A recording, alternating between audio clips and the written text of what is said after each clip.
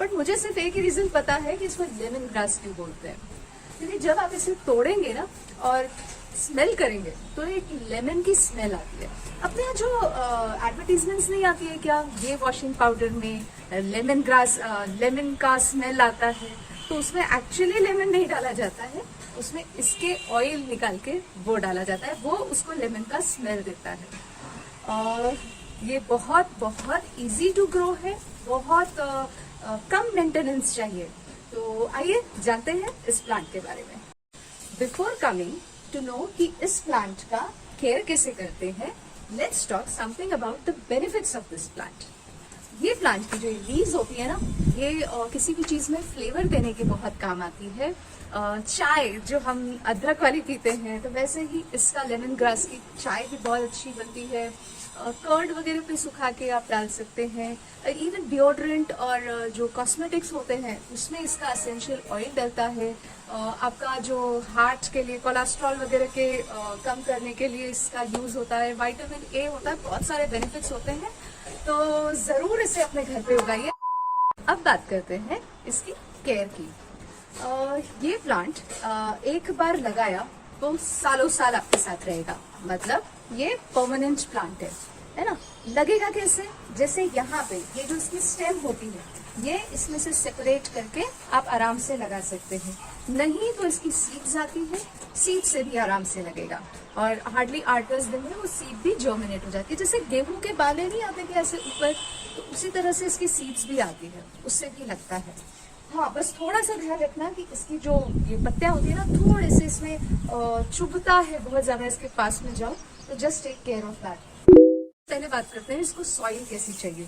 जो भी इसकी सॉइल होगी, वेरी वेरी वेल ड्रेन। ऐसा नहीं है कि इसमें बहुत ज्यादा आपको कंपोस्ट डालना है या बहुत ज्यादा नाइट्रोजन का फर्टिलाइजर डालना है, ऐसा कुछ भी नहीं है। बेसिक सॉइल मिक्स जो आप बनाते हैं, जो I will share it in the description box. कुछ भी नहीं है तो 50% आप ये अपना गार्डन सॉइल ले लीजिए, 50% आप सैंड ले लीजिए। कहने का मतलब है soil should be well drain, है ना, पानी रुकना नहीं चाहिए। And just a small amount of compost. Second है sun requirement. This is a outdoor plant और फुल सन चाहिए। 5-6 घंटा इसको रेगुलर सनलाइट चाहिए, तो इसी की वजह से ये अच्छा फैलेगा। ओके, नेक्स्ट बात करते हैं इसकी वाटर रिक्वायरमेंट की। वाटर इसको रेगुलर चाहिए, बस ये ध्यान रखना पानी उसमें रुकना नहीं चाहिए, वेल ड्रेन्ड होना चाहिए। हल्का सा भले इसको मॉइस्ट सॉइल पसंद है, पर 50-50 के रेशियो में अगर आपने अपना ये पॉटिंग मिक्स बनाया है तो that can hold enough moisture for this plant for a day. Next है इसके फर्टिलाइजर। दिस प्लांट एक्चुअली मैंने अभी तक हार्डली साल में 1-8 बार ही इसमें फर्टिलाइजर डालती हूँ। और कौन सा फर्टिलाइजर डालती हूँ, ऑब्वियसली बात है, this is a green stock, तो कौन सा फर्टिलाइजर लगेगा, नाइट्रोजन रिच फर्टिलाइजर। तो अब ऐसा नहीं है कि आप सरसों खली ही डालें, बिकॉज ये एट द एंड हमको सिर्फ ये पत्ते चाहिए और जो बहुत ज्यादा उग जाते हैं, तो आप इसमें अगर सादा वर्मी कॉम्पोस्ट या काउडंग कॉम्पोस्ट भी डालते हैं तो भी चल जाता है, but make sure not more than twice a year, otherwise it is very difficult to handle.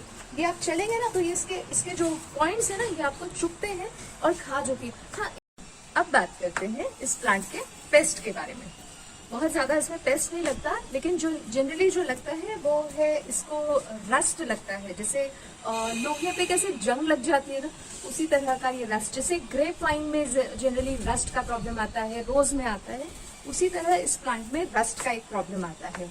Second इसमें आता है कि इनकी जो लीव्स होती हैं इस पे ब्राउन स्पॉट्स आ जाते हैं, है ना। तो आप प्रिवेंट कैसे करेंगे, मैं तो हर बार बोलती हूँ नीम ऑयल स्प्रे करो, लेकिन बिलीव मी, इसमें अगर आपको रस्ट और ये ब्राउन स्पॉट्स नहीं चाहिए तो one thing you can do कि इस प्लांट को आप पानी कम डालें, क्योंकि जितना ज्यादा आप मॉइस्चर रखोगे इस प्लांट पे, उतने ही ज्यादा इस तरह की फंगल प्रॉब्लम्स आएगी।